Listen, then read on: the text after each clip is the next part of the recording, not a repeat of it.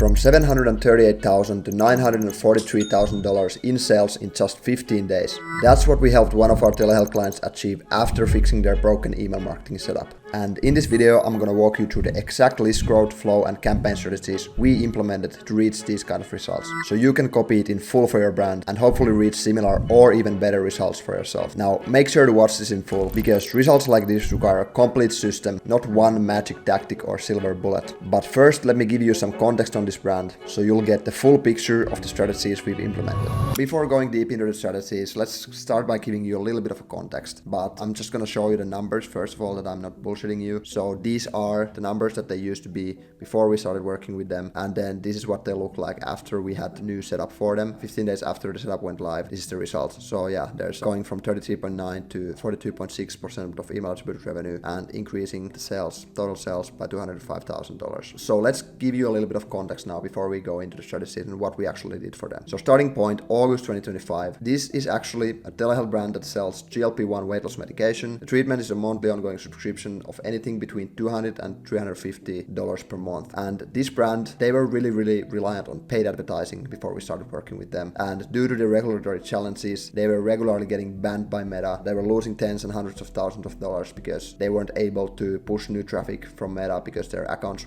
were restricted constantly and they needed to, sort out those restrictions. They approached us after struggling to grow their email channel despite having a strong product and a growing subscriber base. And so before we began, their setup was really minimal. They were running occasional newsletter campaigns, but they didn't have any kind of strategy behind those. Also, they lacked most of the fundamental lifecycle automations that we eventually built for them. That's pretty much it. And then at the same time, their email deliverability was really poor. They were getting a lot of their emails landing in spam, and thus the open rates were low. And that made it even harder to generate any kind of meaningful results from their own channels. So here are the key missing elements that we identified when we audited them in the first place. So they didn't have any website pop-ups for lead capture and segmentation. They didn't have a personalized welcome flow, no site abandonment flow, no post-purchase cross-sell flow from the main treatment to the complementary treatment categories, and also no database optimization of campaign content or cadence. And the result, the attributed revenue was at 33.9%, but even most of that was coming from falsely attributed returning already active subscription customers, because basically they had a 7-day attribution window and they didn't exclude the active customers from it in any way. So basically, if somebody who was already on a monthly automated subscription, if they had opened any email and then the automated subscription renewal happened, they were still getting attributed to the email sales, which obviously wasn't the case that the email would actually have caused them to make the purchase. So let's go into our 30-day action plan and guarantee. What did we end up doing for them during the first month? So we began our collaboration with a risk-free 1-month performance guarantee. So we were really confident based on the audit that we would be able to bring them meaningful, significant results, as we did. And thus we made a commitment. If we didn't increase their email revenue attribution percentage by at least 25% within the first month, we would continue working for free until we reached the target. And so what we then delivered in the first 30 days was basically 2 website pop-ups designed for segmentation and conversions, then a welcome flow, which was personalized based on the content here, then an 8 email cart/questionnaire abandonment flow, which basically means that, when they start the health questionnaire on the site, if they don't end up finishing it, we ended up going with like a cart/questionnaire abandonment flow to retarget them and get them to finish the questionnaire that they previously started. Then site abandonment flow, and then cross-sell flow to promote relevant complementary treatments for those people who were already active on the GLP-1 treatment. And then 8 data-driven campaign emails, including the domain and deliverability healing, and also new attribution window set to 5-day opens and clicks for fairer, more conservative revenue tracking, because the previous attribution window they were using was 7 days. Now, all work was completed within the first 30-day guarantee window. Now, let's go a little bit deeper into the strategies we actually implemented for them. And so the strategy or tactic number 1 is the list growth/pop-ups. So the growth of your email and SMS list as a telehealth brand comes from 2 main sources. The number 1 is the health questionnaire on your site, which is basically what your patients need to go through in the first place to qualify themselves before they can even buy from you. And then the second is the email and SMS pop-ups you have on your site. And here's an example from one of our clients, Effective. Now, many telehealth brands only focus on the first one. So for example, in this case, our client only had the first part here covered. So they were missing out on a lot because of that. And why is that? Because the health intake form takes minutes to fully complete, and it only catches the highest intent traffic who is already kind of like like ready to purchase. Whereas the sign up form here actually catches anyone who is slightly interested. It also collects zero-party data. You can collect their main health goal here, and then it pushes them down your personalized email funnel to build trust, educate, and eventually convert. And so how we made it work for this specific client for reaching these kind of results. First of all, instead of the usual sign up for 10% off offer that gets ignored, we used the zero-party data and micro commitment to create a two-step pop-up that actually converts. So step number one, you need to use a low friction question, something like what's your main goal, what is your health goal, what kind of results are you looking for. This first step here creates a moment of commitment, and then thanks to the commitment bias, once somebody actually starts the process, they're much more likely to then finish it as well. And then the step number two here is to offer and ask for the email. So here we used a non-discount educational incentive for this client in question because the client has a strong educational brand community and they wanted to leverage that instead of losing margins on the first order. And because they've already clicked once, the second step here, the likelihood to submit their info is much higher than if we were asking this straight away in the first step. And in some cases, the sign-up rates actually increase by 2 to 5 times. We've seen them increase even more, but the impact is really meaningful here. And so what is the result? After setting up the new pop-ups, we've been able to add thousands of extra new profiles into the list every single month that would have otherwise bounced from the site and never returned. And here you can see the numbers from the screenshot. For brands we add a monetary incentive, the numbers are usually even higher, but considering that we were only doing like an educational resource lead magnet in the pop-ups, these are pretty good numbers. Across the pop-ups there's 3.8%, 5.9%, 3.4%. So there's like a lot of new people coming to the list every month because of these. And these are all basically profiles that were not ready yet to complete the questionnaire. So we would have lost all these people from the funnel if we didn't have this secondary way of collecting those people's email addresses. The summary here, this strategy does more than just grows the list. It also collects valuable zero-party data, insights straight from the subscriber based on like what do they care about, what are they struggling with, what is their main goal, what product or outcome do they want. And then this data that we're collecting here then powers more personalized welcome flows, better product recommendations, higher converting campaigns, and smarter ad targeting and CRO as well. So we can even share the results from the pop-up to the CRO teams, to the advertising teams, so they can understand what kind of outcomes our audience is mainly looking for, what is the most profitable segment, so then we can actually double down on that even on the front end already. And thus improving all the other steps, segmentation, flows, and campaigns that we implemented for the client to reach these kind of results. So this is the first priority, kind of like first foundational step that we need to do, which eventually ends up like trickling down to all the other steps that we implemented as part of the strategy as well. And it increases the number of buyers in total, not just the number of signups. So that's how we optimize the list growth to capture more high intent leads. Now you can take these strategies in the video and implement them yourself. Or if you're an e-commerce or telehealth brand doing above 50k per month and want us to handle this for you along with your complete lifecycle marketing setup, then click the first link in the description to book your free retention marketing consultation. Now let's keep going. So now the second big part of the strategy that we did for this client is the lifecycle flows. And so flows are your compounding revenue engine quietly and automatically converting leads in the background day and night. And for this specific brand, we actually built a complete retention flow ecosystem that aligns with how real patients make decisions, which is basically slowly and with lots of questions and hesitation along the way. And here's exactly what we launched for them. So first of all, site abandonment flow. This is only 2 emails long, and this is triggered for those who browse the site but they didn't start the questionnaire. This offers them quick reassurance, expert positioning, and CTA to book or assess. And we sent this while the visit is still fresh in mind. So this happens like within the next 3 days after they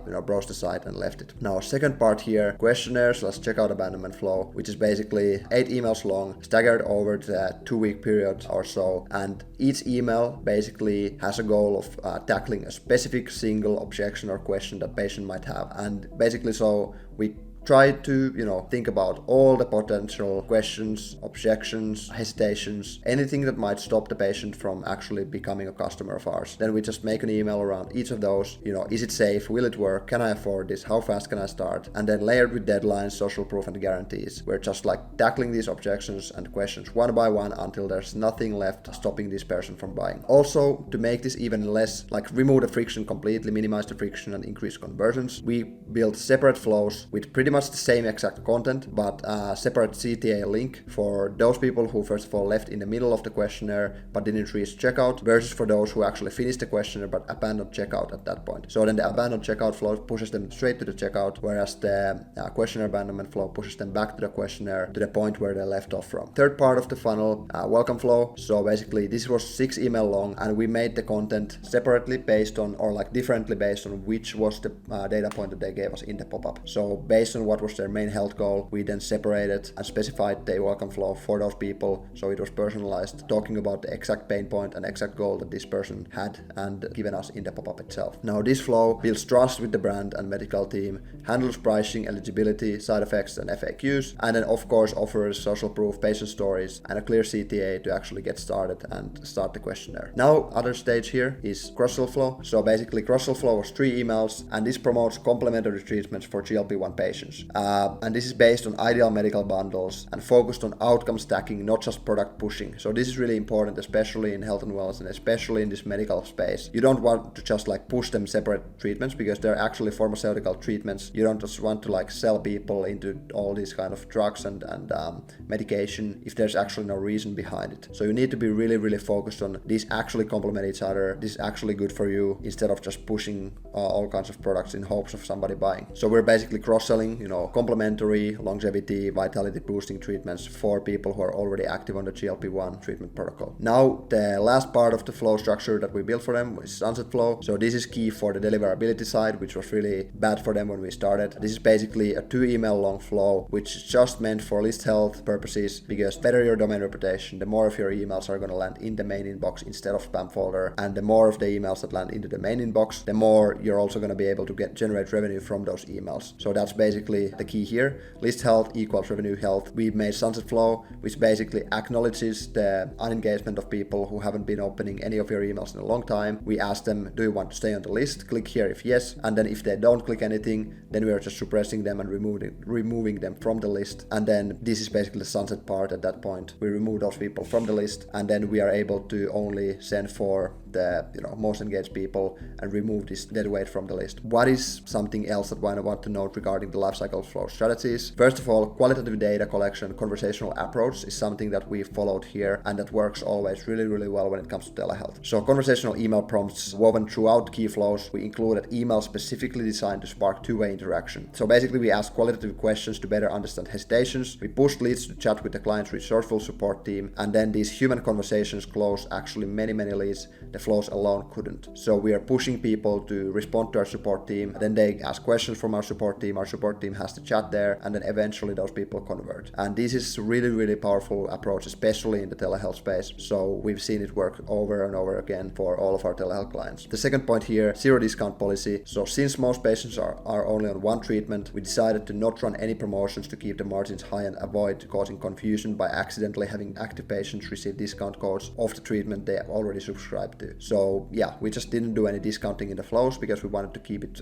fair for everyone. We didn't want anyone to get frustrated who was already active on the treatment. And then the overall results from these flows, instead of trying to rush conversions, these flows respected the complexity of patient decisions. They educated, reassured, and created space for real conversations like I mentioned here. That's what turned passive subscribers into high value customers without relying on promos or pressure. And here you can see the results from some of these flows. Open rates are really healthy. Click rates are also really super healthy. And then you can see the revenue that is coming from all of these flows. It's pretty meaningful. So like hundreds of thousands of dollars every month. And now the final part of the 3 key strategies that we implemented for them are non-discount data-driven campaigns. And so, campaigns / newsletters are where you create on-demand momentum week after week. And before working with us, this brand barely sent any campaigns. The content strategy was non-existent. They just sent like maybe 2 campaigns, 2 newsletters a month, just when they had something that they wanted to say, but they didn't have any strategy behind it, no content calendar or anything. And their domain reputation was also really low, so that had tanked, and the emails were landing in spam, open rates were low, and list engagement was falling off a cliff. And so we rebuilt everything from the ground up. And our campaign system here, first of all, the cadence. We started with 2 cents a week to engage segments only, and over time we've actually expanded to 3 to 4 per week, which is usually like the sweet spot as deliverability and engagement improved. And also each campaign is designed to be light, helpful, and non-salesy,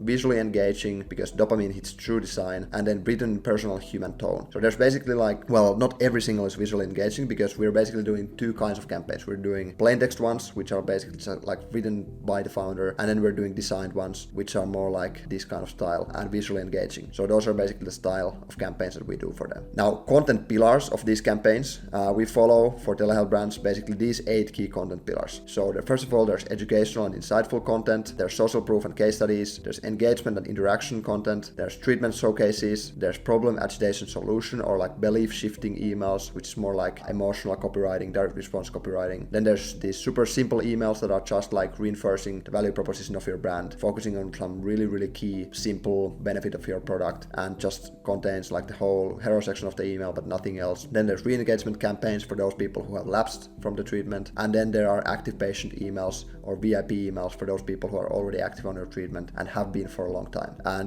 for more context on these, you can see what they said here, and I also have another video going into these strategies, showing you some design examples about how these telehealth emails look, how these different content pillars look. So if you are interested in that, you can watch the other video where I go deeper into these content pillars. Then targeting and fatigue management. We basically did segments by intent, so GLP-1 versus complementary treatment categories. Then lifecycle stage, so are they prospects versus customers versus lapsed customers. Then engagement window-based targeting to keep deliverability high. So basically we were targeting like engage 90 days, engage 120 days. And actually at the start when the deliverability was bad, we needed to only target like engage 14 days. And then we have been expanding from there as the deliverability has healed. And then suppression logic to prevent oversending, and all overall like suppression segments, list hygiene segments to make sure that the unengaged people, the fake addresses, the outdated addresses don't receive the emails all the time. Now, final thing here is the attribution cleanup and tracking. So we standardized the attribution window to 5-day opens and clicks, giving the brand a more accurate picture of their email performance compared to the old attribution window, which was too broad and it was falsely attributing a lot of sales to emails from the active customers. Now, overall results of the campaigns. Our campaigns have become a predictable source of net new revenue powered by smart targeting, better content, and consistent engagement. We're using no discounts or hacks on our regular content calendar. Only during BFCM season we had some simple offers, but basically this is just all strategic, high leverage messaging sent to the right people at the right time. And here you can see some of the results from these campaigns. Like in general, we're always,